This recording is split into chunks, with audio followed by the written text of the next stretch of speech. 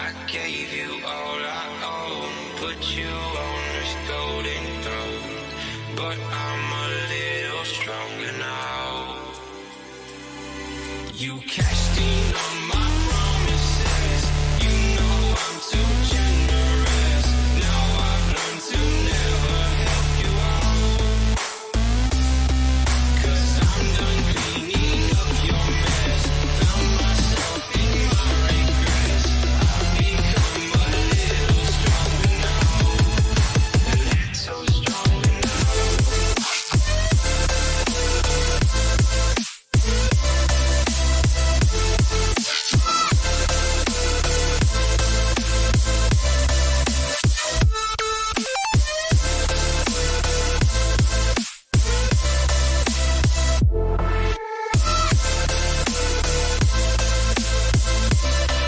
You cashed in on my promises, you know I'm too generous. Now I've learned to never help you out, 'cause I'm done cleaning up your mess. Found myself in my regrets. I've become a little stronger now, a little stronger now, a little stronger now, a little stronger now, a little stronger now. You cashed in on my promises, you know I'm too generous. Now I've learned to never help you out, 'cause I'm done cleaning up your mess. Found myself in my regrets. I've become a little stronger now, a little stronger now.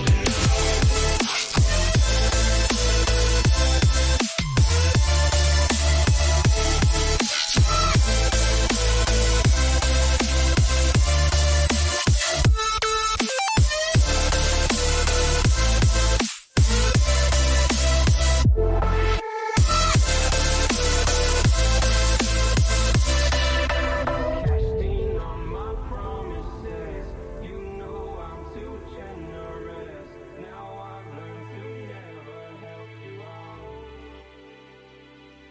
'cause I'm done cleaning up your mess. Found myself in my regrets. I've become a little stronger now. Well, hello, everybody. Happy start to your Memorial weekend. It's a late night show, I guess. I call it late night with BMR. And I got to tell you tonight, everybody, I'm joined by three lovely ladies. We got Krista from the Blondes and the Booze Paranormal Podcast, Brandi from the Blondes and the Booze Paranormal Podcast, and Monica Rollins joins us from Our Paranormal World, I believe it is.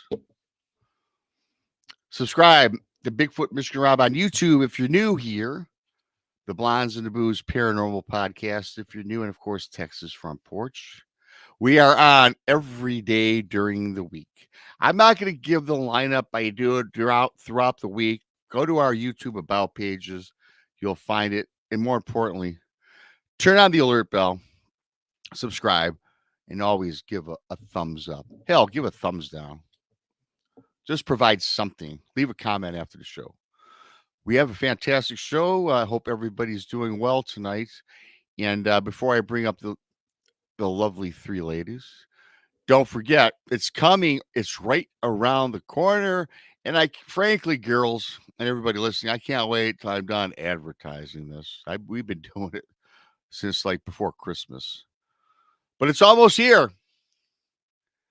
The Alabama Bigfoot Conference in Anniston, Alabama, June 7th and 8th. Master of Ceremonies, Tex Wesson, Barton Nunnally, Daryl Denton, the Blondes and the Booze, Jason McLean, Greg Ogles, Martin Groves, and yours truly all are speaking. You won't find a cheaper venue. $30 online, $35 at the door. Come on down, check us out. It's brought to you by Sidekicks. not side chicks, as I used to say. Sidekicks Paranormal. Thanks to them. Shout out. And June 7th is the meet and greet at the Top Hat. I don't know, some steakhouse somewhere there. I don't know. It's already booked. However, we won't turn you away at the door. If you really want to know where it's at, go to BigfootConference.com to find out the location. We won't turn you away, neither will the restaurant. So I can't wait for that. I really can't wait for that. One other bit of business. Thanks to everybody for buying Bigfoot Mr. Rob Presents True Cryptid Encounters Book 1, found on Amazon. The link is always in the chat room. It's always on my About page. If you've bought it, thank you. And when Amazon sends you the email to review the book, please leave a review. You know, it's all analytics these days, and it does promote book sales. Book 2, that's right. Book 2 is coming out end of July. So I'll have 2 on the market. And then I'm doing a 3rd book, which I already started, but it's about my crazy life from the age of 5 to current day. That will probably be out 2025 as well. So thanks for everybody for coming on in. And with that being said, I'm going to bring up my lovelies from the Blondes and the Booze. It's Krista. Hey, Krista. Hey. And hello in chat. So I'm sorry if I miss anybody. You do what you need to do. Say hellos. I'm going to bring up the lovely Brandi, also from the Blondes and the Booze. Hey, Bran. Hey. I like your hat. Like the hat. Oh, well, you know, I had to put on something. Just woke up from a nap. Yeah, well, late night nap. When you do the late night shows, you gotta wear a hat or do something with your hair. You braided your hair for tonight. I appreciate that. Thank you. I did. You're welcome. Yeah, you're very welcome.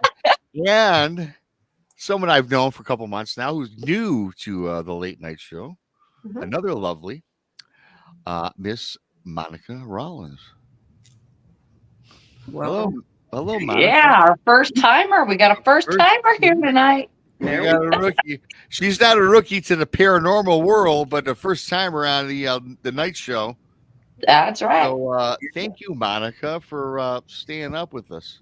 Well, thanks for having me on. No problem. We might get texts, might come in and join us. He's out with his lovely, another lovely.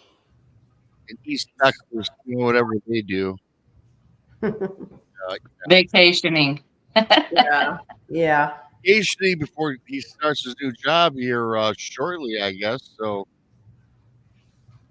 yeah. Yeah. You were talking about the Bama Bigfoot conference. There's quite a few people in chat that said they're coming. That's really cool.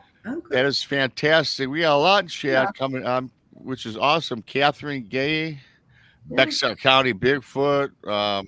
They're all freaky. Roger, Jason, Finch. So if I miss you, hello to everybody. Don't forget, a great way to support what we do. The super chat's always open.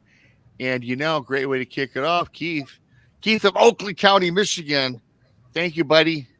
I appreciate that. And oh my Lord, I just seen another one from T-Bone. Thank you, T-Bone. He likes the opening song. Thank you for that. Thank you so much for that. I like that song. It's pretty cool. I thought it was cool. I mean, it's so hard to find free music on the internet, right? So I think that's I don't think that's too shabby. Well, the guy of SCC says he's got his tickets, so that's cool. Be good to meet you.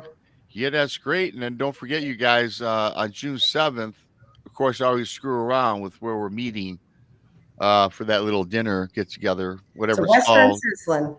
Western Sizzling. Okay. Yeah, and I guess you talk about the psychics. I guess tonight we could be we're technically your side chicks in your yeah, show. Tonight you are my side There you chicks. go. There you go. It's not in vain tonight.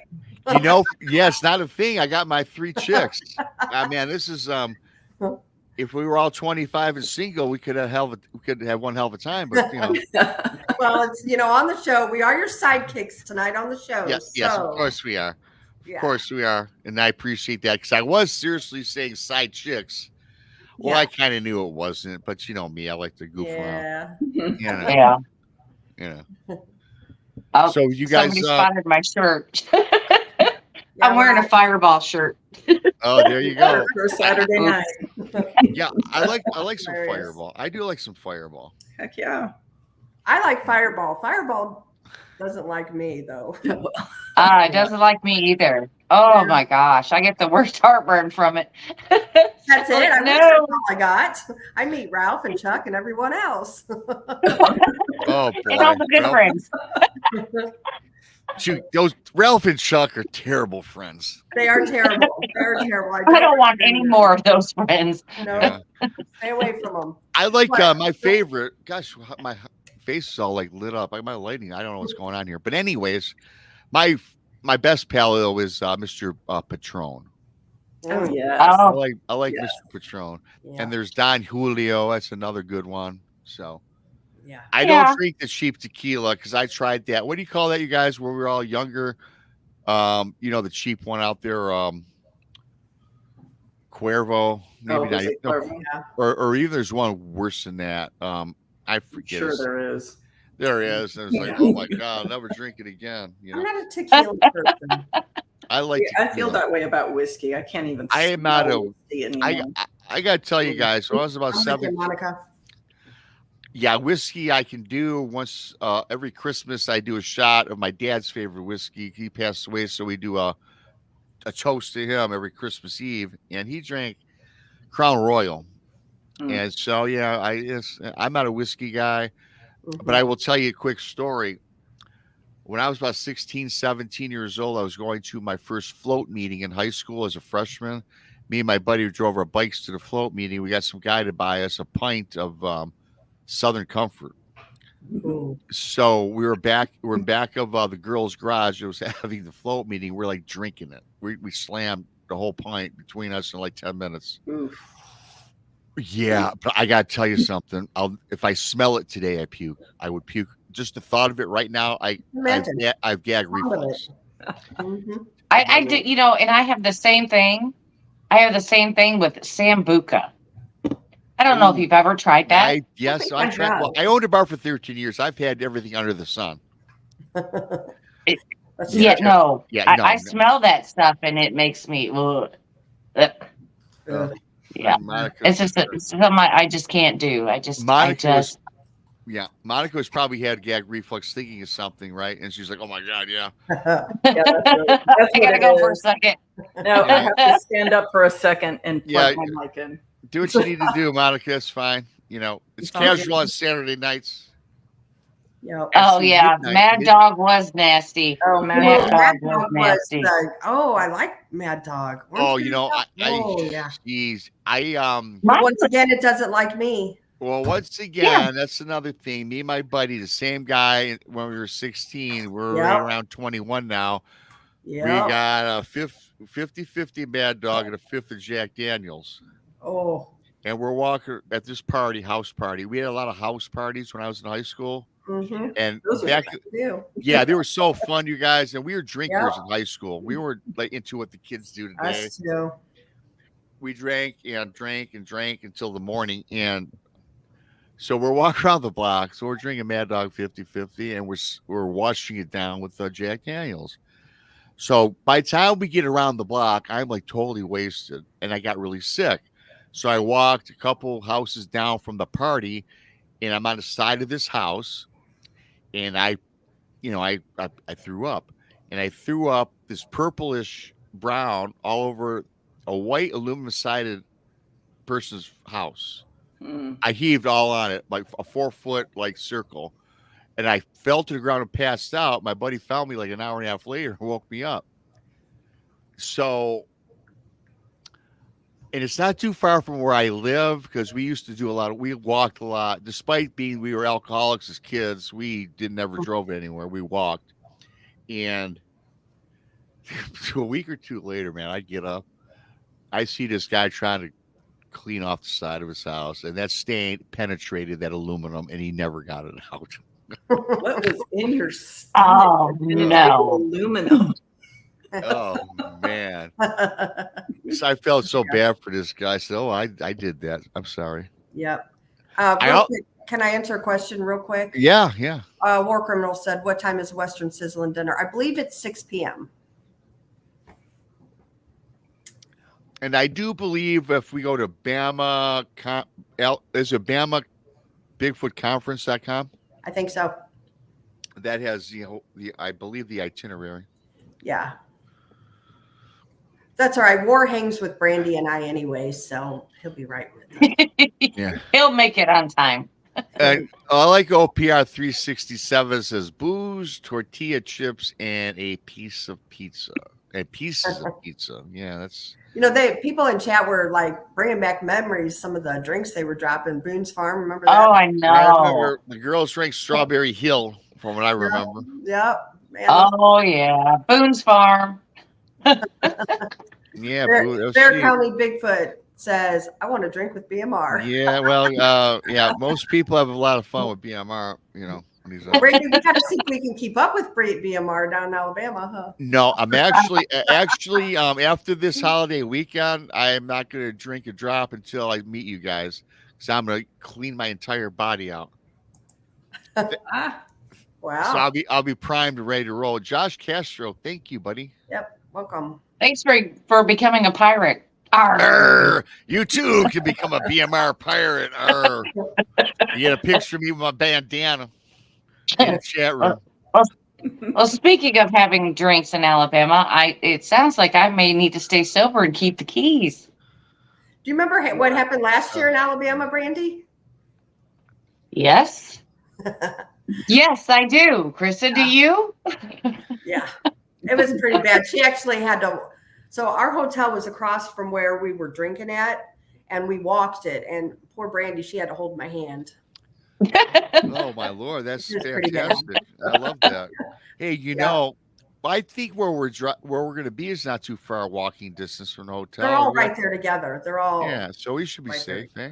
Yeah, all the hotels are right there together. It doesn't matter what hotel you get, you're close. Yep. Yeah, because I plan on not doing any sleeping in this 48-hour extravaganza. So. Right. Yeah, me either. So it'll be a lot of fun. Those are the best times. Yep. Are you able to make it, Monica? No, I was coming, but then we had my husband's transmission went out and we ended up having that's a bummer for that. So I decided to be a responsible adult. I understand that. I totally understand that. Well, I was supposed to meet up with, responsibilities are there. I was supposed to meet a couple years ago, Krista and Brandi, 50 minutes from where I live. Yeah, we came almost to his house. Yeah, and I had pipes burst in my house, and I was waiting at plumbers. Yep. And I'm like, man, what poor timing. Poor timing. And you guys got caught in a traditional Michigan snowstorm. We did. It was a snow apocalypse. It was crazy. I heard the thunder, the snow thunder. What do you call that? Yeah. Thunder snow. Thunder snow. Yeah, in the background. Mm-hmm. Yep. And I could hear that all the way from. It was in Ann Arbor, all the way where I live. Yep. It was awful. Oh, it was awful. Oh, somebody back on the drinks here, real quick. Remember that Goldschlager? I remember that as well. Yeah. All right. Anyway, I remember seeing it. I never drank it. It's pretty. It has the flakes of gold. It's got flakes of gold in it. Yeah. And again, it tastes like Fireball, kind of. You'll definitely put a fire in the pit of your stomach. I should have put my Jägermeister hat on. That's what I usually. And then there was another one similar. Jägermeister. See, I'm a Jaeger drinker. Now, I like Jaegers mixed with Red Bull. Jaeger bomb. Ice cold though. That and Goldschlager. Oh yeah. Well, I had a machine in my. Ice cold. Yes, and I also Sambuca, another crappy one. But at the bar I owned a bar for 13 years, Monica. I probably told you, and I had the Jägermeister shot machine where it came chilled right out of the tap. Boom. Yes. That's very dangerous. Very dangerous. Yeah. But no, that's one of those ones that, I like, and I still like that one. Yeah. But I drink mine with the Green Monster. Yeah, it's very popular. The Green Monster, the Blue Monster, and then the like I said, Red Bull. Yes. But I guess enough of that. Talking about drinking, so I'm ready to go throw down a beer now. I get Well, and you know what? we only did 20 minutes on the drinking topic. Yeah, we so. did It's good. better than the 40 minutes It on was- the Duke and the Hellman. The mayonnaise. if you're new here, everybody coming on, and we usually spend the first 20 minutes talking about absolutely nothing. We spent 40 minutes 2 weeks ago talking about the Hellman's versus Duke mayonnaise challenge, Yeah.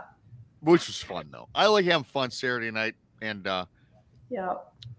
so we'll get on with the story. I'm going to do a story first, and we can all talk about it. I put out a video a couple weeks ago about little people of Lake Superior, and got an email from this person. I was sitting on it for a while. I thought, wow, this is pretty interesting, and so I went over it, and I didn't know how well it would do when I dropped it. Boy, a lot of people really liked it. I mean, it's done. Like I said, 900 people watched it. So we're going to recap that a little bit, and I want you guys' thoughts because this has elements of paranormal, but I don't know that it's quite little people. Because if anybody knows anything about the little people, this to me is just it's just strange. So I'll just tell the story. So anyway, Lake Superior, Michigan, and the person that sent an email was a First Nations person of the Algonquian tribe. Okay. And during this email that I'm reading through, this person was talking about how the little people they're all familiar with, the tribal nations familiar with the little people. They describe them as being friendly. You could always hear them laughing in the forest. They were protectors of their children, watched over the children, and so on. And oftentimes, if a tribal member came across a little person outside their village or in the forest, and this is at the base of a big hill in Superior, the little people would communicate to them not to make mention of seeing them. They didn't want to cause any notice or attention to them, right? And I've heard similar stories like that. I didn't know that they spoke though, so I don't know if this was through telepathy or what have you, but it was a communication. So this was going on. They were familiar with them and they kept their distance. And so right around 2011, spring of 2011, something happened where a sinister band of little people came down and invaded their village. Now, before I get into that part of the story, this young lady, this was a lady, by the way, that sent me the story. She was they lived in a trailer on the reservation, and in the distance there's a hilltop. And at top of this hill, they see this dark, shadowy figure, which they assumed was a bear. And this figure starts running down the hill on all fours, and it's coming down at a rapid speed. And then once it got close to this lady's trailer, she notices that this was not a bear at all, but it appeared to be a woman running on 4 legs. And she got 15 to 20 feet from the trailer, stopped, and she stood up. She was covered in hair.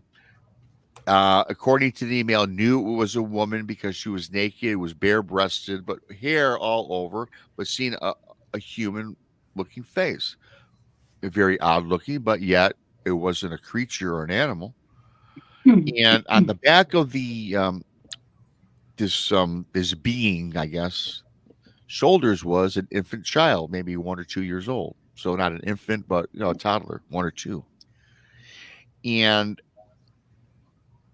the young lady is telling me in the email that she was sitting there eating bread and cheese, as she told me.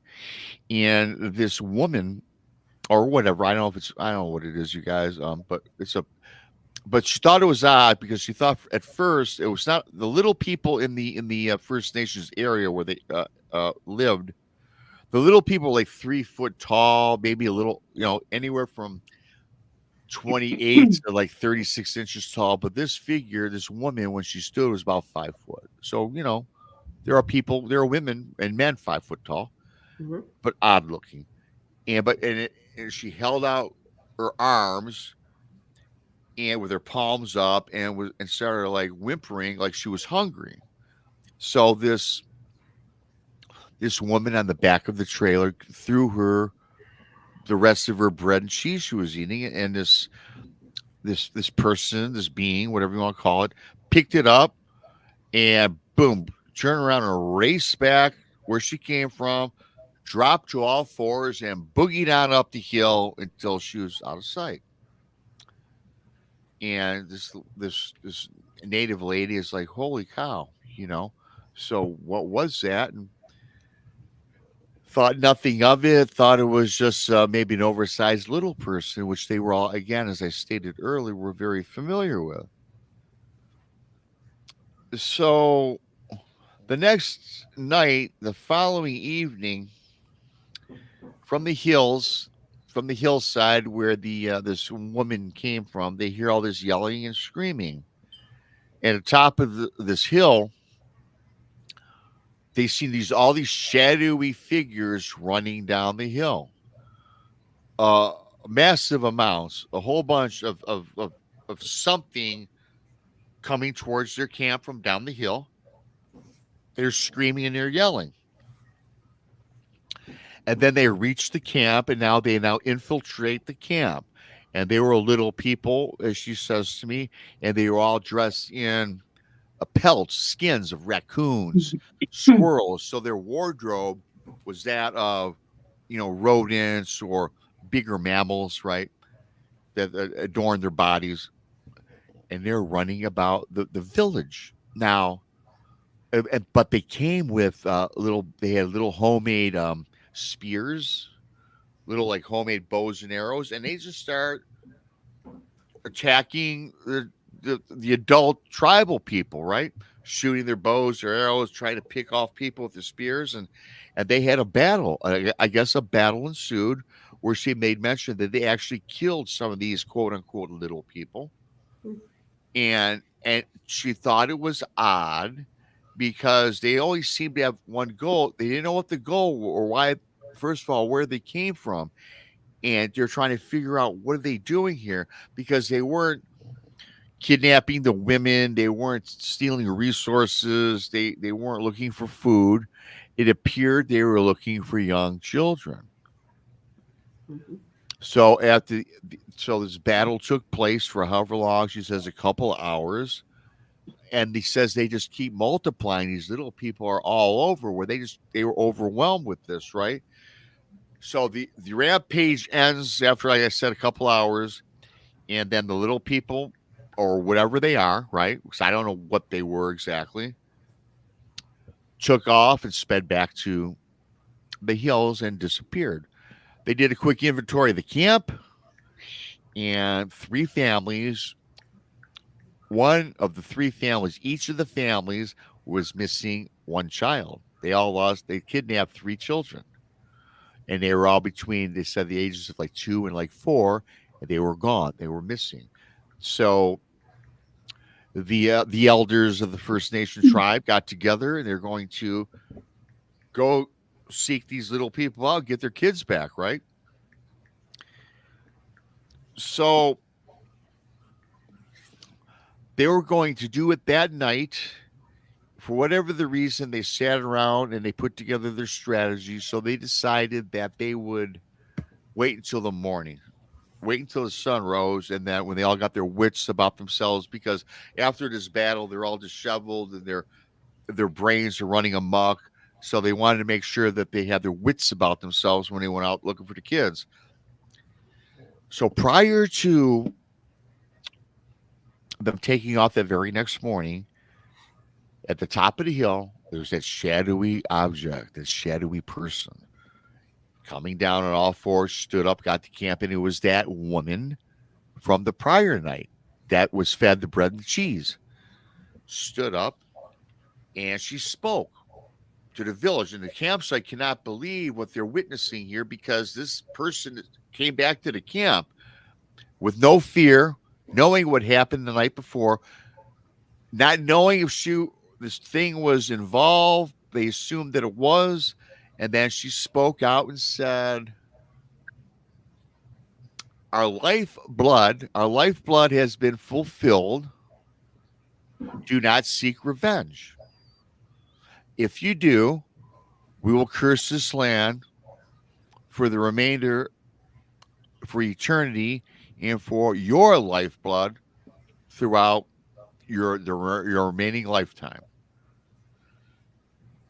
People in the village, tribal people of this village, are taken aback. They're in shock. Now they don't know what to do. And then it came down to this, you guys. They had a tribal meeting, and which I totally disagree with, by the way, but I'll just state it right now. They decided that they would not seek revenge, not look for their children, and looked at it as an offering because they did not want to have this curse placed on them for the remainder of their generations to come. So, and then she tells me in the email that within a year she moved out, lives in the state of Michigan, in northern Michigan, and told me that, look, didn't give me your name or nothing. And she says, now I want you to tell my story, but if this was ever to get out, ramifications would be taken upon this person because when she left, she actually was the people of this particular tribe were not allowed to go anywhere. They did not, they held you in a grip, in a grasp where you got to live here the rest of your days. So she kind of says she escaped and got away. So now she lives in fear. She lives under an assumed different name. Her name isn't a tribal name. It's like she said something funny like Nancy Jones. I mean, just made up a commoner name, right? And yeah, so she goes, this is the truth. She goes, Lake Superior is vast. There's a lot of cursed lands throughout the entire northern part of Superior, which I've heard, you guys, from other people.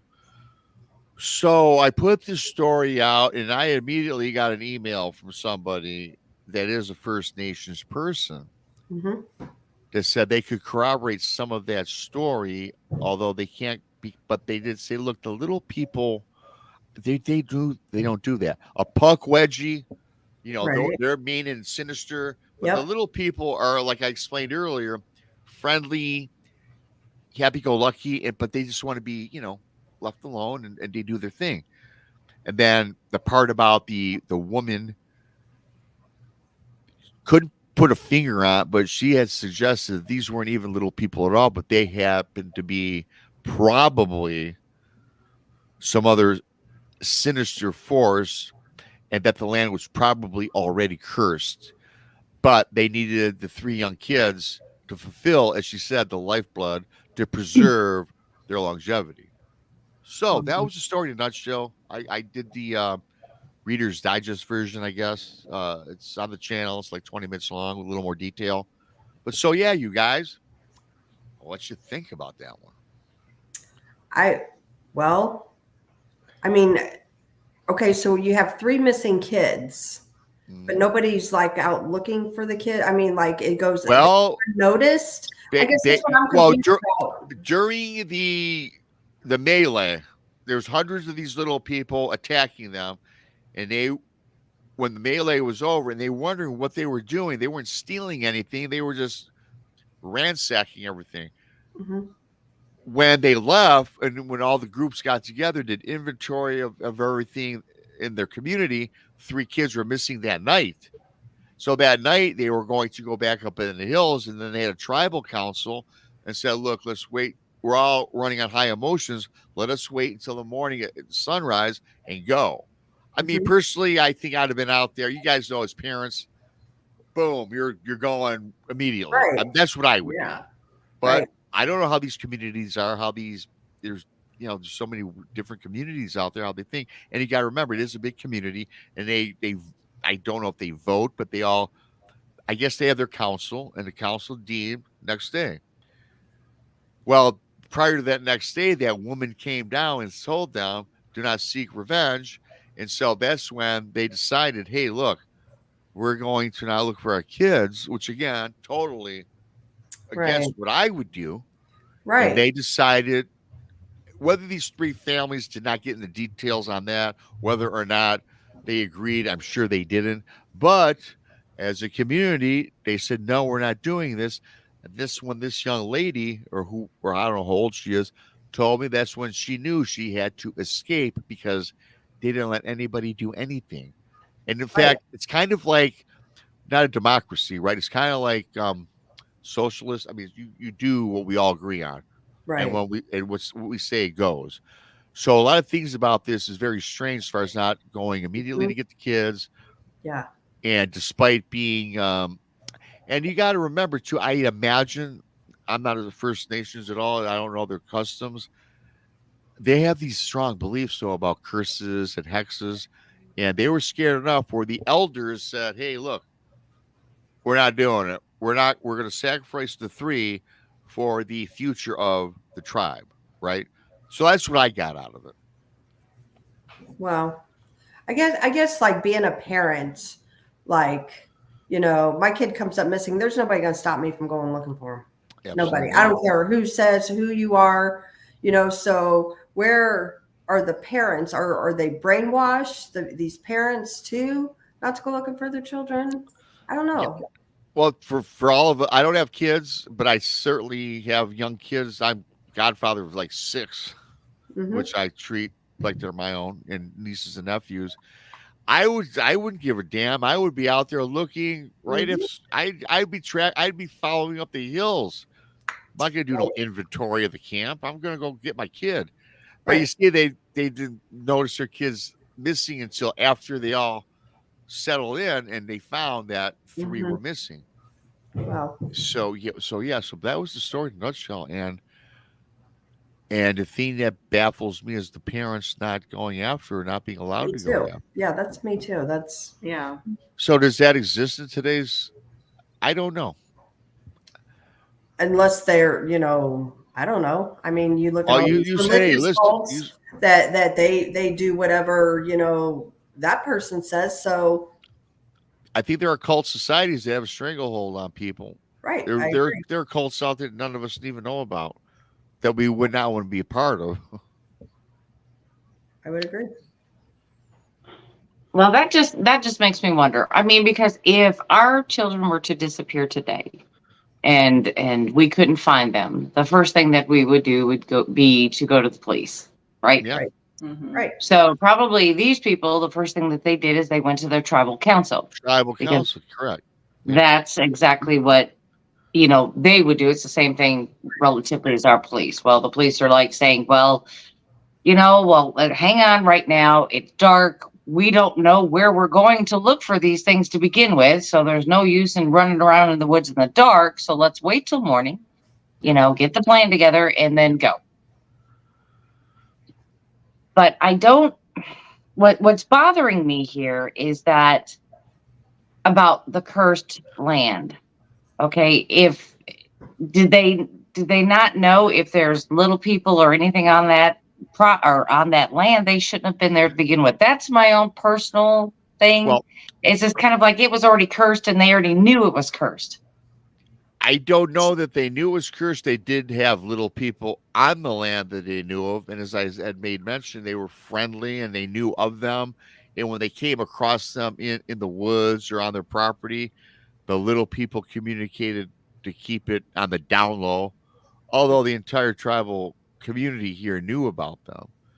Now, they never mentioned that was cursed land prior to this other being, the naked woman, saying that, look, if you seek revenge, we will cast a curse on you for eternity and for the lifeblood of your village and your future offspring, right? Right. So I guess maybe the tribal council was so scared of that they did not want to risk a curse. I have no idea. The 4 of us sitting here don't give a crap. We are going to get our kids. Right. Curse or no curse. Right. You know what, though this is really in Monica's wheelhouse, what we're talking about here. By the description of what that thing was that crawled, walked, grabbed the food, whatever, what do you think that was? I'm trying to place it, especially in that region.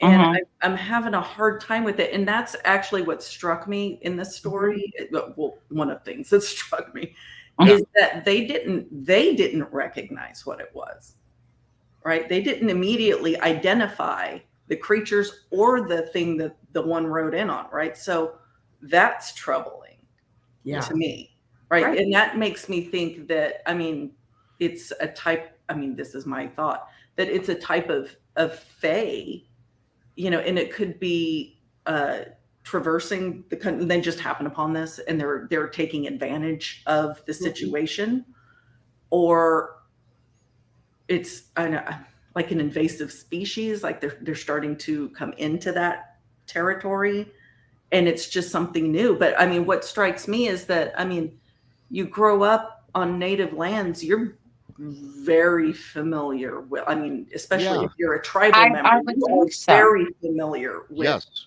the legends and the stories. And I'm not saying like if it appears in front of you, you'll immediately be like, yeah, that's what it is. But you'll have an idea, right, based on what you've heard growing up, what it is. And I would expect young people maybe not to be able to identify that, but the elders in the community should 100% be able to say what they think that is. And the Well, fact that nobody could identify it is, you know, concerning. right. Now, That is.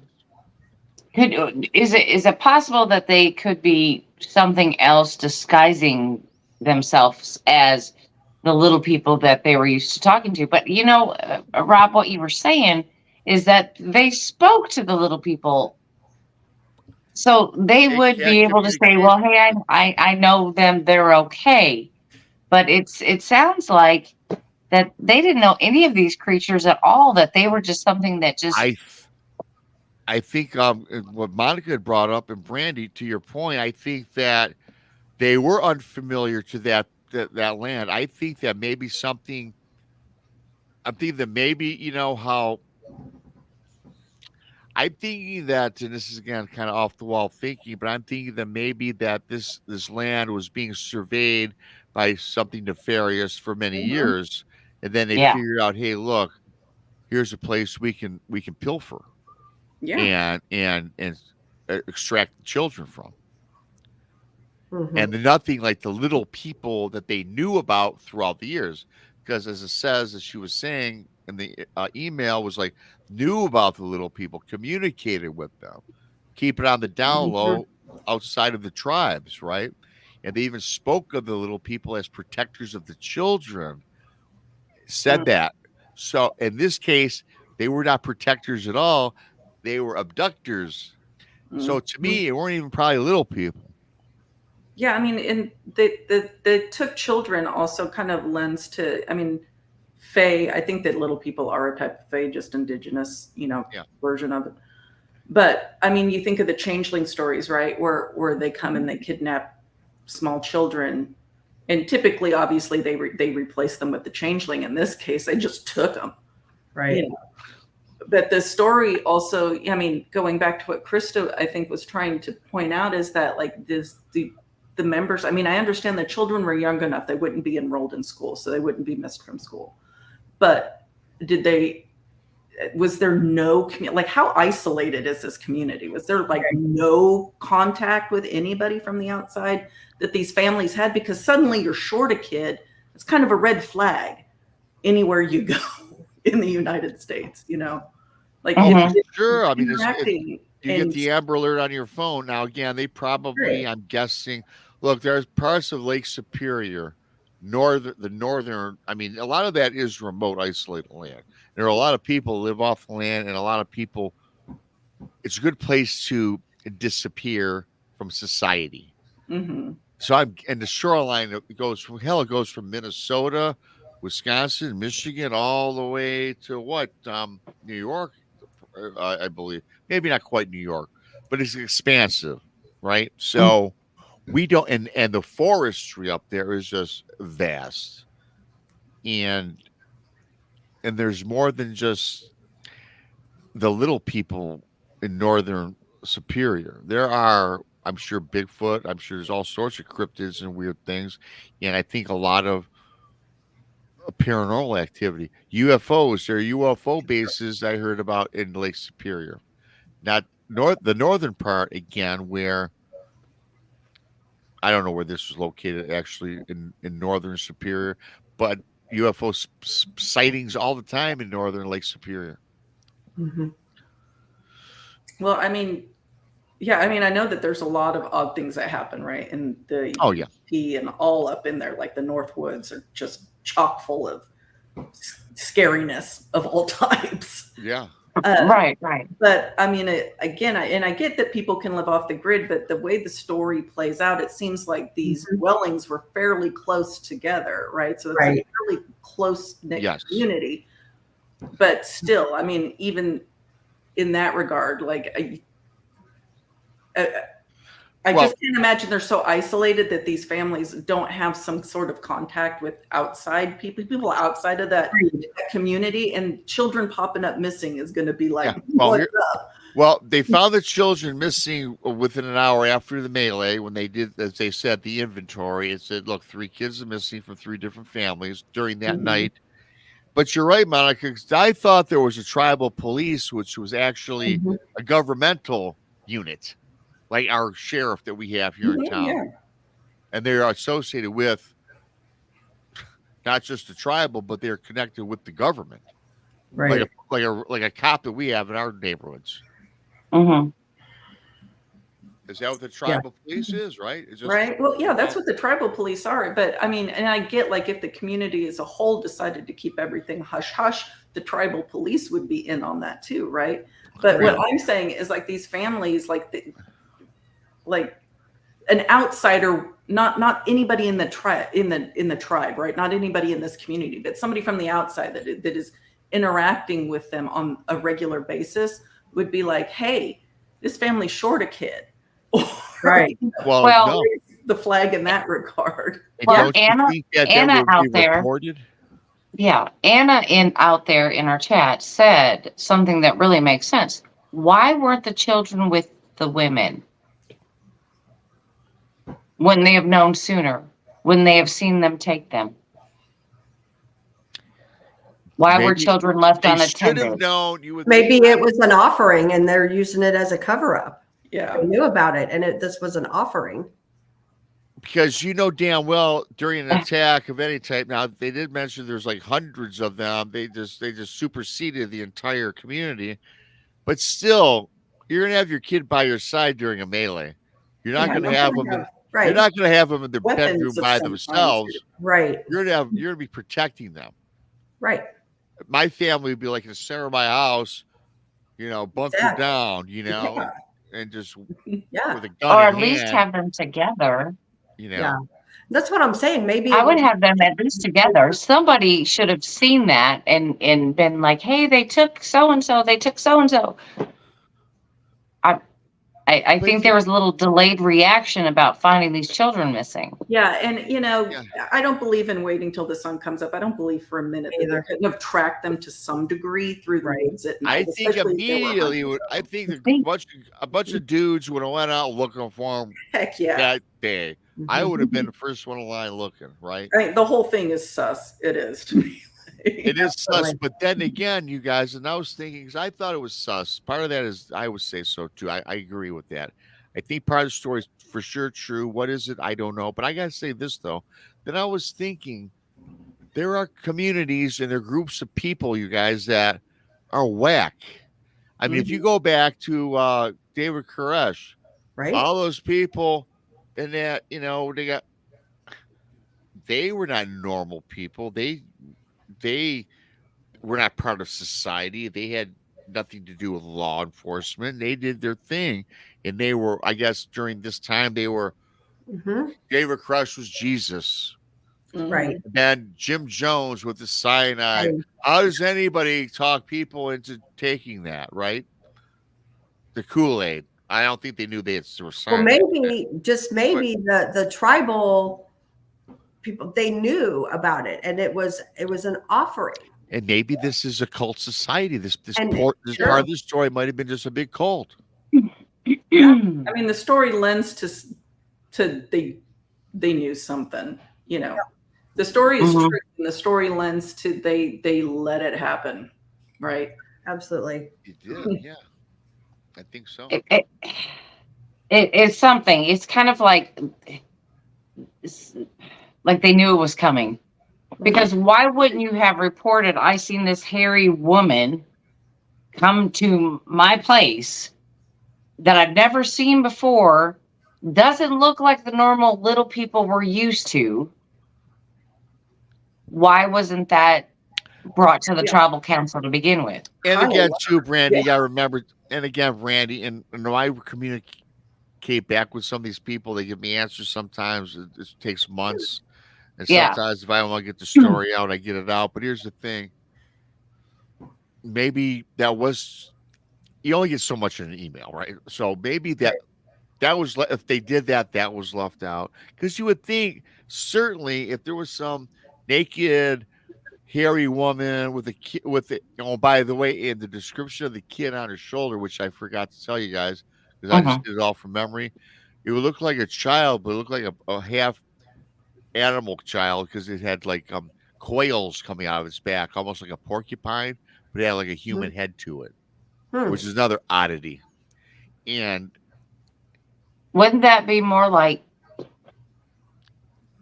a puckwudgie? It kind of sounds like it, doesn't it? That's what it sounds like to me. That's the description of a puckwudgie. Yeah. Mm-hmm. And those are mean and nasty little critters. So, and they'll take people. Yeah. Yes, they will. They will do some damage. And I think that that lady probably, and she didn't say, I didn't ask, I didn't have to imagine she told somebody immediately after seeing that woman, right? I mean, I would assume so.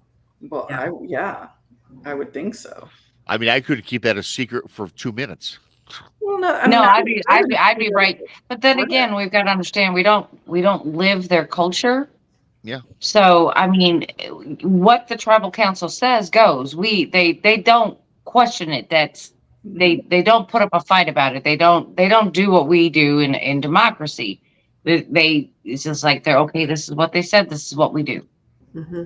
So I don't know. There's a lot of questions that I would have had to ask, right, to come to a conclusion about that story.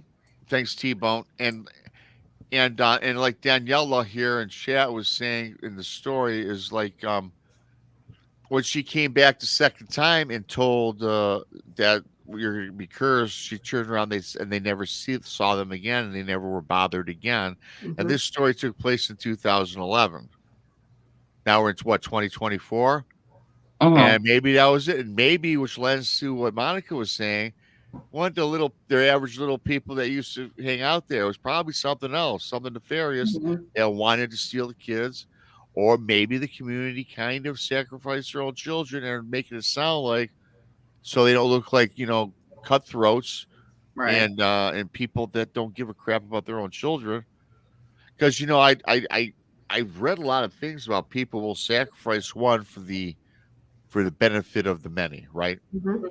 Sad to say about your own kid, right? But this is not really unique to the fact that I know this probably happens with some of these occults, satanic occults, that this happens probably all the time. You know what this reminds me of is just for whatever reason it's bringing this to my mind. And it's fiction. It's Stephen King's Storm of the Century. Did you guys see that? No, but I like it. Reminds me of that. Like they very much so. They gather the children. This dude's picking through their minds, and he's picking through the children until he finds the one that he wants. And he's holding the entire community threatened to kill all of them if they don't let him have his pick of the children. Yeah. What's see that. Is that a movie or a book? Probably both. It's like a made for TV movie, but it's a book also. Yeah. Okay. Yeah. Could very well be. That leaves me a lot of questions. I mean, it sounds like that's why I like telling these, because it bends your mind into thinking it's true, but maybe then you dive into it. Like Monica said, it's probably true, but part of it probably not. But you don't know. The thing that blows my mind is about the families, the moms, the dads. Yeah, I'm looking for my kid, man. I don't give a shit. You have to take me down to but I'm seriously thinking that these are puckwudgies. Yeah. And that's what I'm feeling. That's what I'm hearing. But, and I think at the end of the story where she gets up there, don't come after us, we'll curse you. I think that was just a bunch of BS because they knew that tribe was superstitious. Yep. And that lady that fled, was she scared or did she know too much? Possible. Yeah. She does say to me that she fled because she was scared and does not would I'll put it to you this way: the way she said it was like, if she was to be found, it would not be good if she were to be found. Well, I mean, who wants to live in a community where they're willing to give up 3 kids? Yeah. You know what I mean? Right. Right. There's more there's a lot more to that story. There's a lot more. And I gotta tell you, there certainly is, and yeah, there's a lot more to it. And maybe that the lady who gave you the story, she's not willing to give up that information because then they know exactly who gave it to us. Mm-hmm. Mm-hmm. Yeah. It's a creepy story. It is. It's creepy. It is a creepy story. And I will tell you this, you guys, when I talk to these people, it's normally not communicating like this. I talked to 2 people, Dogman Island people I talked to on the phone. Mm-hmm. And I still am in contact with them because I'm very interested in still furthering the learning more on that. And half of the people, once they get it out, it's almost, sometimes I wonder, they just want to get it out and be done with it, and they don't want to say anymore in fear of being found out. Because, the more you talk, the more you're public, and this person's not made public. I don't know her name. I have her email, but I'm certainly not going to provide that information, right? Right. But you guys know, in everyday life, the more you talk and the more you're made a public person and advertise, more and more people find out. And I'm sure the tribal police are looking for this person. That's my gut feeling, and the way she spoke or wrote, right? Yeah. I don't know. I mean, I'm just, like all of us, speculative. But I tell you what, though, like Monica said, she boogied out of there because she finally realized, and maybe she knew it all along until something like that happens. Yeah. You know how people follow along with certain groups. Maybe that can't be. This is, I'm gonna, stick with it a little longer until something is just blows your mind. We're like, oh my God, what I've been thinking of the last decade. Mm-hmm. Well, if you're raised around it, it's the norm for you, right? Right. So if she was brought up in that community, she's raised thinking this is normal. Well, that's a great point. I would assume that she's a young person. Obviously, we don't know her age. So I would either assume she's a young person. She might have known one of the kids that disappeared. And because did she say the timeline, like when this took place? Like the 3 families. This happened in 2011. Okay. And 3 separate families had 1 kid from each family. Yeah. Was abducted that night. She could have known one of the kids and realized like they're not looking for them. Forget this. I don't want that to happen to me later on, or I don't want to continue living in a community where if I were to have children and something like this would happen again, my kids could potentially be, like forgotten. Let's say that child. Yeah. That's tough. That's tough. I mean, I don't blame her for leaving that. I mean, especially because they didn't take it any further. They're like, okay, so don't come after us. We're going to curse the land. And then and that's they're like, okay, we won't. No, that's not how it works. They have a lot more resources than just the tribal police and council. There's Michigan State Police, for God's sakes. Yeah. Right. So they could have went onto that, unless, think of the story. Are they really going to believe them? Right. Are they really going to believe them? Well, first of all, Brandi, now we all do what we do because we believe in weirdness. But let's say that you were, if I went to a reservation, they told me they were attacked by hundreds of little people dressed in raccoon pelts, led by a naked, hairy-covered woman. I'm not going to believe that at all. No. But if you Still tell take the missing FBI, children seriously. if you tell the FBI, hey, we have 3 missing kids. Now Yeah. that they'll look into. And the FBI would definitely look at it, just poof, Yep. the kids are gone. Yeah, So they that's- would The government definitely came and look took the into kids, it. but the kids So just now- Now, whatever information they found out from there, well, that would be on them. So you found out it was little people. Well, hey, And- okay. Well, and now with that being said, that's why I like opening up these stories, because, like Monica said, they probably didn't want the FBI involvement because they probably knew, and they probably they knew what they did. knew what they did, and Mhm. it They was knew. all it They're was a sham. complicit. It was a sham, Yeah. and and they just knew. But then again, these little people didn't seem to be the ones that they were familiar with throughout the years, right? As Yeah, well. see, that bothers me. That bothers me so much that they couldn't identify we don't know what that was. That's something we've never. Right. And then why would they automatically believe them about the curses if they don't know what they're even dealing with? Yeah. Right. Yeah. There's so many. Yeah. I think that story, if you subtract out the naked woman, I think we got something really something Mhm. more believable. I'm not saying I don't believe the story, okay? I'm saying something happened, probably happened, but Right. maybe I don't know. It I seems wish there's like, no seems no. odd. Yep.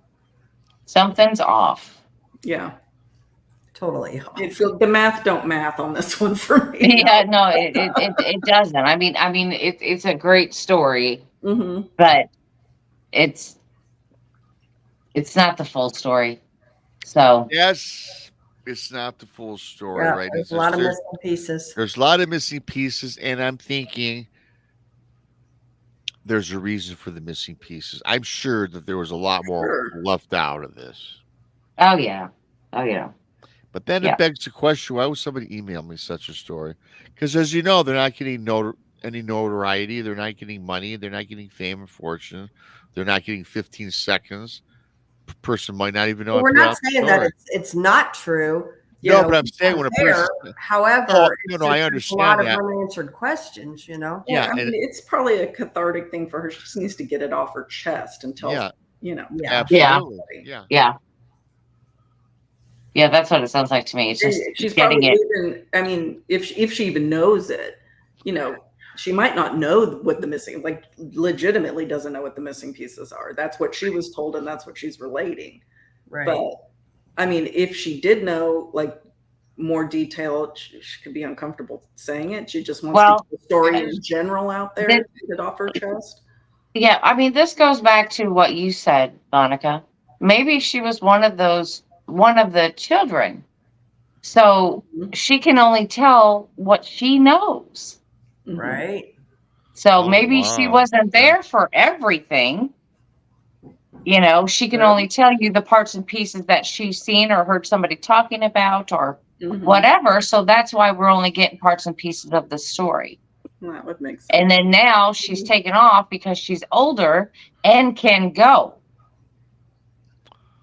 Yeah. Well, according to her, she escaped. That too. I mean, you can't leave the tribe when you're 10, but maybe, But, I mean, this is. I mean, also, Maybe the fact that you're not allowed to leave. I mean, even the Amish let them out for a year. I mean, come on. they just shun you. Just- They're like, go ahead and leave. Just go I ahead. mean, they're not walking the gates. I What- mean, Why No, would they're they like, go do ahead and that? leave. You're just not coming back. That's all there is to This that. leads me to believe that this isn't even okay. If you take a look at it this way, this is no average tribal First Nations people because they don't yeah, act like that at it's all. so bizarre. This to me now, the more and more we pick this apart, this is kind of cult activity. Yeah, it 100%. sounds very cultish to me. Yeah. You're not allowed to And live I anywhere think- else. You have to escape in the. I mean, it's like I don't know if escape. she did it, but like in the middle of the night, like under And cover here's of dark. and I sent up a follow email too, and I know I did not get a response. I said, look, you're back in Michigan, the lower Michigan, right? Where it's like suburbia. Go to the police now. Tell them which Right. Yeah. report some missing children from Yeah. 2011. There's no. Or is she statute that of limitations scared? for Where murder? Well, maybe she's afraid the police are going to look at her as having something to do. Or maybe Yeah, if they go up and Krista, investigate, maybe. the FBI gets involved, then she's scared that her tribal people will come back and look for her. Because it's quite clear to me she wants to be. Why wouldn't they? incognito. Why wouldn't they? If they're gonna Shut her up, I guess. disappear with 3 children, we all know what probably happened to them children. If they're going to do that to children, no, they do. Yeah, I wouldn't come normal forward every woman. Yeah. Yeah. I wouldn't No, go to especially in 2011. Right. Pretty modern times. Yeah. Yeah. Absolutely. Yeah. Well, Yeah. Weird. I guess my opinion is still out. I have too many questions and there's too many holes in this. But like I said, she may have been a child at the time and didn't witness everything. She just heard the stories. Yeah. Mm-hmm. That's a good point too. Yep. And it may have been a made up story to cover up something completely different. Right. So, There's always a story behind the story, isn't that's there? right. Yeah. That's right.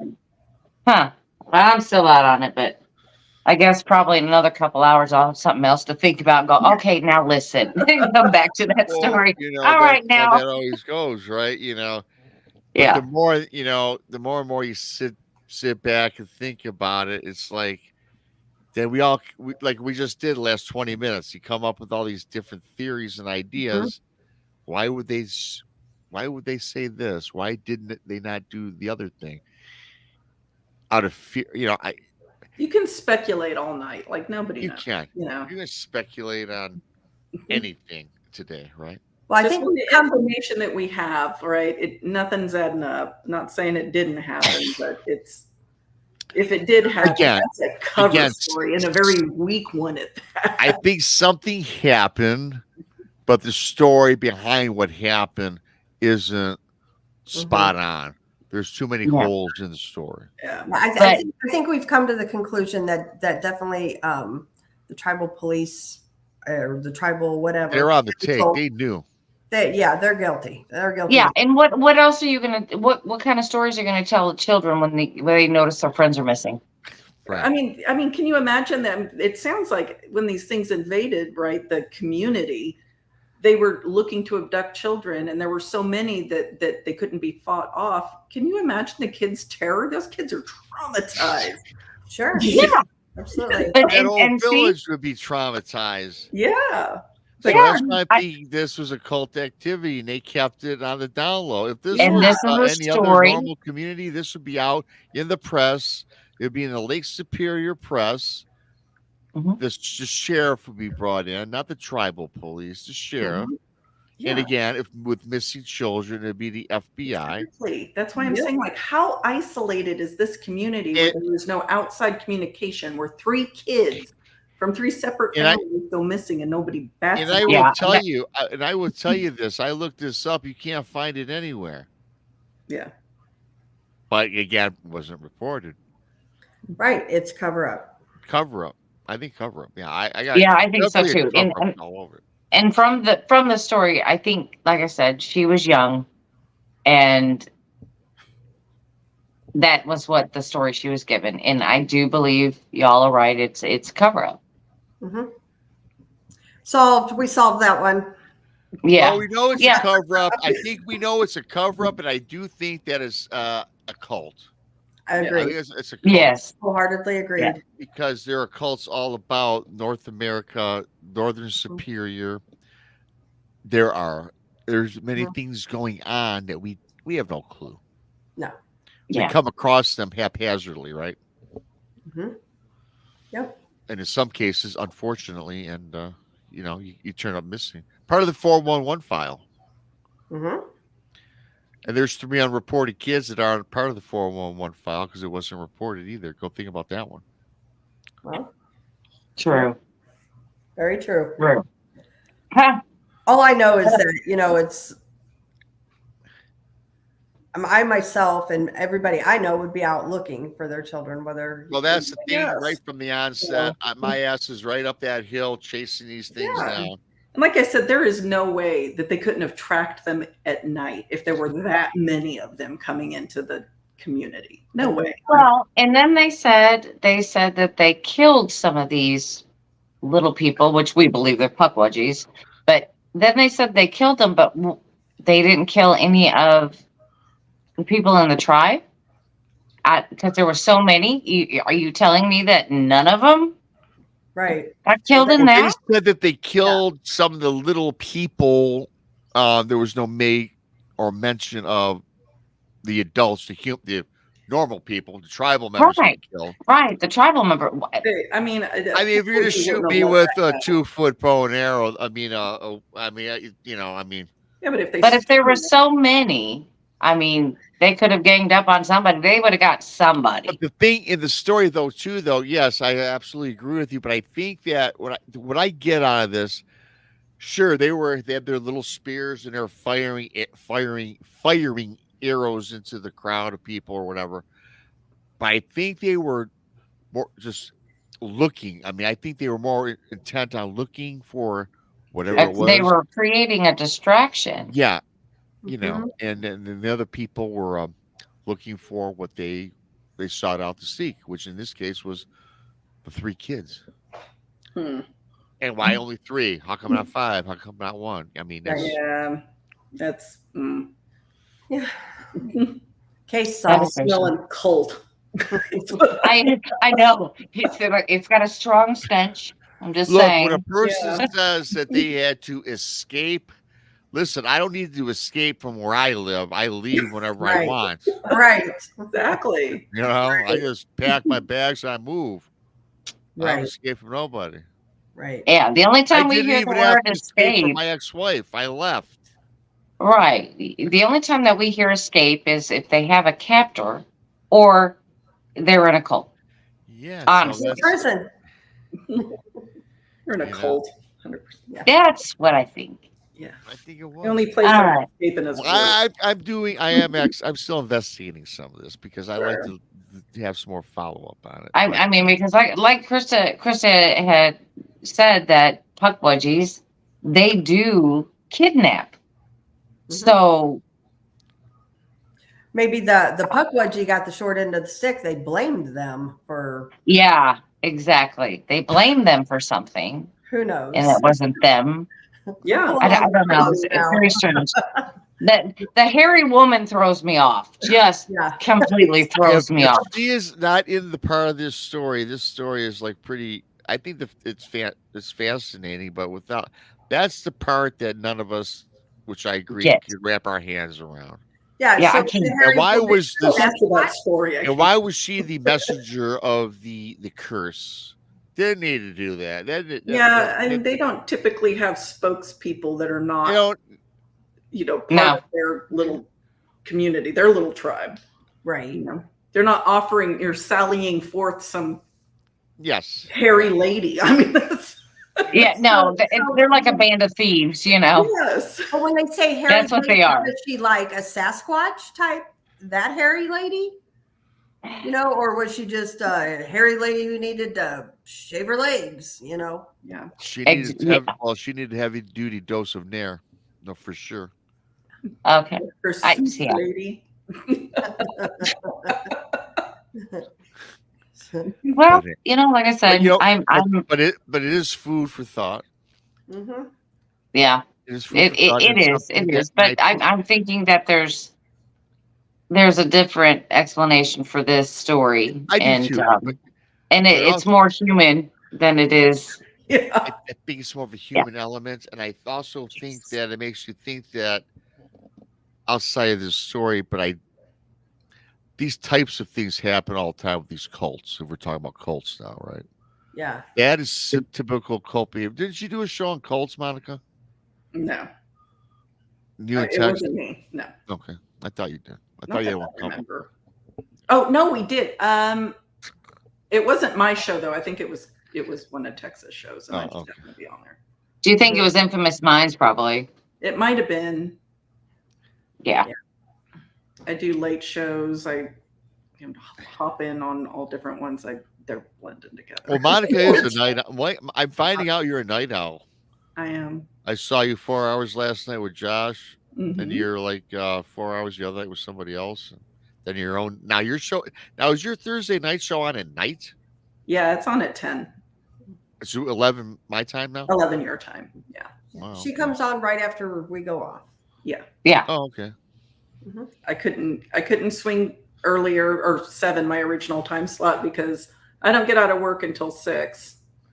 And then it's a little over an hour to get to my house. So I was having to sneak out early. Gotcha. Right. And Right. that just wasn't sustainable. So 10 o'clock. Yeah. Oh, you must work for a cult to sneak out, right? Like Yeah. I said that's the only place I escape is work. Well, Josh just said she won't get her own show, so she just crashes ours. That's right. yeah. I just pop in, Party crasher. bully my way on screen. She's a party crasher. She's a podcast groupie, I guess. I don't know. That's me. Molly Rowland. Get in the car. She's one of us. Yeah. Yeah. She's stuck now. She can't escape. Yeah, there's no escaping this cult. Yeah, that's Yeah, right. well, Well, we're all involved in a cult. Come on. We're all cult members. Yeah. Right, Josh? Right, Josh? Yeah, Josh is Yeah. the leader. I is see what I've Josh on heard. chat. Yeah. I was told that actually Shade Viking was the leader. Yeah. Oh, Yeah, of the Viking henchmen. Yeah, whatever. I don't know. One of them people my said where do that. people come up with these stories? I don't. I have no idea. I mean, they're seriously like, I don't know. They're whacked out for sure. Oh yeah. So, I just steer clear. I'm so sorry. I just steer clear of it. That's the cult things are due. The reminder, cult yeah, teaser cult do. teaser do. That's right, Josh. Dang it, Josh, again. Yeah, Didn't I pay Come just on, 2 weeks come ago? on. Is it the standard cash or sacrifice? Pick one. Yes. Hey, give me your firstborn or $50. I'll take either one.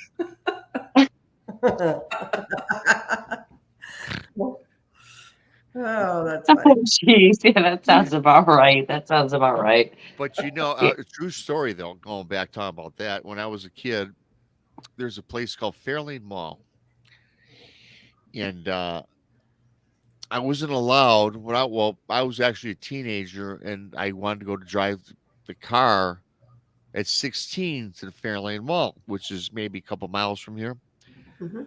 And my parents were pretty lenient, but they didn't like me going by myself. And I said, well, and they never told me as a younger, that the Fairlane Mall in Dearborn, there was a ring of people. This is back in whatever 90s, I guess. I don't know, 80s, 70s maybe.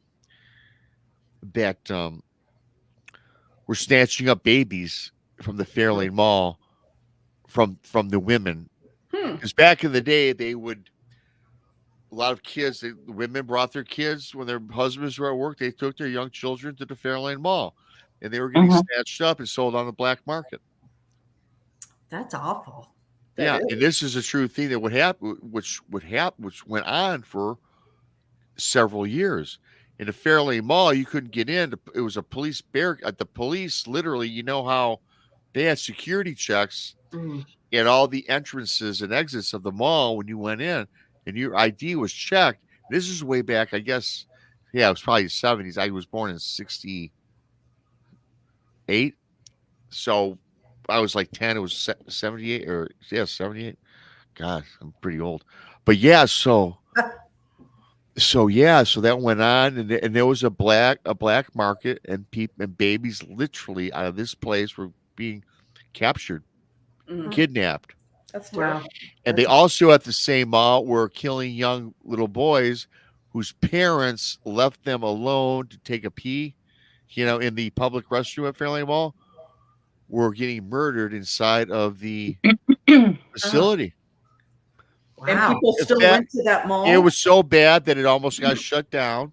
Yes, Monica. I can't Wow. imagine. Three kids I believe what you're saying. that I'm I just saying, remember can't believe the mall hearing. stayed open. And we also had the Oakland County child killer during that time period, which Wow. snatched up bodies of Awful. boys, which he's never been caught.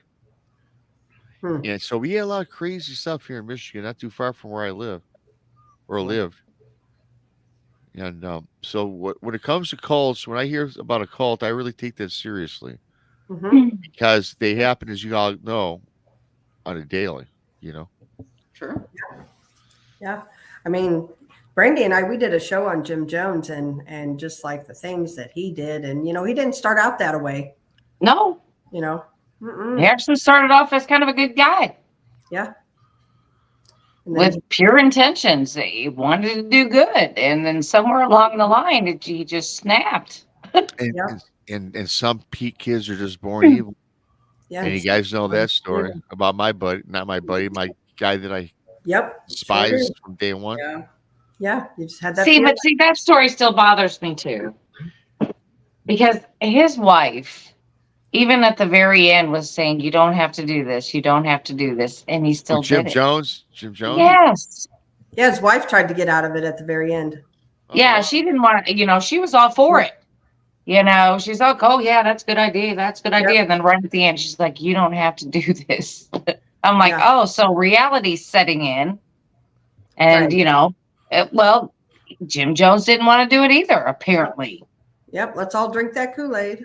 Yeah, but he didn't want to do it. His wife didn't want to do it, Right. but everybody else did, and everybody else was expected to do it. Yeah. And only the only people that got out of it that were the ones that weren't in camp that day, because they didn't have a set time that they were going to do this. It was just all of a sudden he's like, "Okay, it's time." Well, there were people that weren't even in the camp; they were in town doing something, and they're the only ones that survived. And then there was the news guy too. Remember? They ended Oh up yeah, the news taking guy. him Yeah. down. And, yeah, that was a bad deal. I don't understand that story either. I don't get it. And if you look at, okay, we did the story earlier about what happened. We're not going to rehash that story, but even when I was watching the documentary, in Texas with David Koresh, Uh-huh. the That's people were willing to die for this man Yeah. over what? And Because many he of was them did. Jesus. He Yeah. was Jesus. They're according completely to brainwashed. Yeah. Yeah, so maybe going back to this story, which is why I think cult is written all over it, maybe this tribe, Monica, like you referred to earlier, they were all brainwashed. Mm-hmm. I'm getting Yeah. because There's so much about that story that screams cult. Like you couldn't leave, which is so Yeah. so Just- Yeah. not normal. I don't know. It's just, I don't know. I don't get it. I don't get it. If you don't agree with someone, leave. There's always a way out. Unless, unless, here we go. You can't, you have to escape. Mm-hmm. I still feel like there's always a way out. You just gotta. There is. There's always a way out. There's always help. There's something you can do.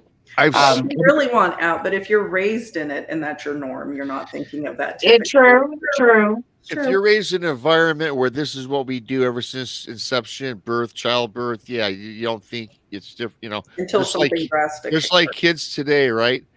You give them a rotary phone, they don't know how to use it. They were brought up on the cell phone. Right. They don't know what it is not to have apps. Thanks, Josh. And so yeah. So, but you're right. But you're right too, Krista. There's always a way out. Mhm. Because once you get to a certain age, I don't care how you were raised, we all have that instinct we know what's right, what's wrong, despite however we were Mhm. raised. And I do get too, like you hear something and you live something over and over. Eventually you believe that about yourself or the scenario or whatever, So like Right. you said, hard to break those mental change when you're raised in it. And she's right. Yeah, you got to break that cycle. But Yeah. then again, there's some that don't, that People just aren't are like, well, strong this is my enough. life and this is the way I'm Yeah. going to live it. Yeah, and I gotta tell you guys a quick story. I don't live too far. I'm like 10 miles. If I drive 10 miles north, I'm in the ghetto. The city's called Mhm. Inkster. Yeah. Inkster is terrible. It's high crime. And I Yep. know people from Inkster. And I Mhm. also know people that sell crack when I own the bar from Mhm. Inkster. And they said that's the way they were brought up. That's the only way they know how to make money. That's a cop out because I talked to another person, same community, same age, want to know part of that life, and they got out and they changed themselves despite mom and dad raised them as crack sellers, drug sellers, and all the kids are raised to sell drugs. So yeah, a lot of them Yep. do. But there's always the few that have their own brain. They all have brains. And they said, you know what, I'm not doing this. And they Mhm. got out and made Right. something themselves. Mhm. Owning a bar for 13 years, I know so much of the ins and outs of all how these people act and operate. You get all walks of life that come through, which is kind of a great experience that I had, with people. Mhm. And again, if you want to change your life, you can change your life. I don't care how you were raised because we all have our own mind and our own But you brain. know what, though? I got to tell you. So, I did foster care for many years. And we had one boy that was placed with us. And I had him quite a while. And he would be outside and he would like kill frogs and things Oh like that. man. And he even killed some of my chickens. And I told him, I said, we only eat what we kill. That's called hunting. Mhm. This is what we do. And so, like, I told him, like, that's how we roll. And so he ended up, he killed another frog. And I told him, I was like, oh, well, and I don't care if people think this was mean or not, but I told him, I said, this is what you get for dinner. So I obviously I did not feed him frogs for dinner, but I made him think for a little while that he had to eat that, but honestly, he had to be tested, and I'm a psych eval. And whatever it's called, I'm not exactly sure, but he had the inability to love and to he didn't care. He didn't care about it. It didn't bother him to kill those frogs. So honestly, he ended up getting placed elsewhere because he was also mean to the girls.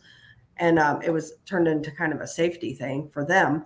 But, I think about when he's grown, I'm Well, I hope somebody flagged his charts because that's Well, yeah, because you got to think about it because all the stories we hear of serial killers starting out, they start out just like that. Seriously, exactly. We had gotten some chickens and all the kids, we had all the kids and they all went and picked out their own little chickens. There's like 12 of them. And I went to work and he was 12. This boy was 12. I went to work and he was home by himself that day. I came home and we had dead chickens all over. We had one dog that killed chickens and he knew this and he let the chickens out on purpose with the dog. Oh, wow. Mm-hmm. See? And so, I hate to sound mean or whatever, but I had called his caseworker and I was like, listen, there's serious problems with him. They're like, oh no, he's just a normal boy. I said, no, normal boys don't just kill animals just because they enjoy it. And so finally the deal, he ended up killing the girls' kitten. That was the final straw in the barn. And I ended up calling his caseworker and told her if she did not come to my house within an hour, I was dropping him off at the police station. Yeah. So that's one that honestly, I could see him being one of those serial killers later. Yeah. Well, of course, you guys know the story about the kid I knew was evil, right? And ended up murdering his grandmother. Monica, you've heard that, right? Yeah. I don't know if I ever gave you guys this inside information on that story, but it's because to me, it's not a coincidence. Yeah. But I remember telling you guys a story a while back where again, in my neighborhood, I have that big creek that runs through, wraps around, it goes to the Detroit River. Well, me and my friends were riding our BMX bikes back in the day on a trail, and one of the trails went along the neighborhood fence line, right? And I told you the story about we ran into the 3 skinned cats that were dead, strung up at the creek. Did I tell you guys that? Yeah, I remember you telling me that. Okay. Well, guess who? I put 2 and 2 together. Guess who lived 3 blocks up the road from there? The young Jimmy, who I thought was evil. So Wow. think about that one for a minute. And I was like 10 years old when I found that. Huh. So yeah, so Yeah, it's a scary world. It it's really a is. scary world. And so like Jimmy's upbringing, do you know anything about his upbringing? Was he in a loving home? Was he an abused home? I don't know anything about his mom and dad. I tried to stay away from him. All I know is he seemed like I just thought he was evil. The friends, he never acted. I sensed he was bad. My friends thought I was the crazy one. Mm-hmm. Gotcha. And I just don't know. I mean, why I had that sense about this guy, right? Yeah. But I did. I just didn't like him. I just did not like him. And I thought maybe I just didn't like him for whatever reason. But I just knew from day one he was bad news. Yeah. And certainly 18 years old or 22 years old, when I get back from college, he's in prison. Yep. Yeah. And I called it when I was a kid. Yeah. So, well, gals, man, it's been a great show. You guys got anything else? We got Monica. Anything? I mean, it's been a great. I liked it. I like these late night shows. I do too. Kick it about whatever. Yeah. It's fun. Keeps me out of trouble. Keeps me out of Keeps trouble. me off of TikTok. Otherwise, I'm doom scrolling TikTok. Oh, I can't even figure out how to get on TikTok. I like don't even want TikTok too. Yeah. Before we go, I want to thank Keith, T-Bone, Josh Castro, T-Bone again, Josh Castro again, Keith again, Josh Turner for the awesome super chats and stickers. Great way to support what we do. Get those cult fees paid. Cash or sacrifice. Yep. Yeah. Or sacrifice. Because Emperor Josh said so. Emperor Josh Yes. said The cult leader fees of are the due. cult has spoken. He did. That's funny. It is funny. That's gonna be all over somebody's These page people are so hilarious. Yeah, and if you're Come up being with trolled, something. we'll read about it tomorrow on Facebook. We'll all be trolled tomorrow. This will be me. Right? They can all take a hike. Yep. They take or jump off a bridge. I don't care really. But with that being said, have a happy Memorial weekend. Absolutely. I think I'm gonna throw some ribs on the grill for my mama. How's that? Oh, that I sounds bought good. ribs to grill. That's a good idea. Great. Yeah, I'm gonna do that. I think. Yep. So today's Saturday. So yeah, we'll all be back in business starting Monday, right? Yeah. Monica, you don't got no shows Sunday. You're not gonna appear up at 2 a.m. somewhere else, or you're all set. I appear when summoned, When summer, much like demons. Like- Right? yeah, summoned, yeah. I'm gonna conjure me up some Monica on Thursday nights. All right. I'll be on tomorrow evening, 5 p.m. Central with Randy Gilbert on Truth or Tinfoil. Oh, that'd be sweet. And then I guess Tex has a true crime thing, I guess, too, Sunday. And Krista, I think, has the day off. I Krista's do. got a well-deserved day off for Krista. Yeah, I'm Sunday not and doing that. Mondays are my 2 days off from shows. Yeah, I'm usually on. I'm not on Sundays either, Mhm. so which is good. There you go. Thanks for everybody for coming on in. It was great. Thanks for spending your Lots of fun. Sunday. Now it is right Sunday. Yep, it's Sunday. Certainly is, and I'm going to look for the good old exit button once again. If you're new here, subscribe to Bigfoot Mr. Rob on YouTube, the Blondes and the Booze Paranormal Podcast on YouTube, Texas Front Porch, and of course, I see Josh is out there. PRT, if you're not already, and I'm sure y'all are. So, so that's awesome. So, with that being said, for Monica, for Brandi, for Krista, I am BMR, And until next time, we are out. I guess.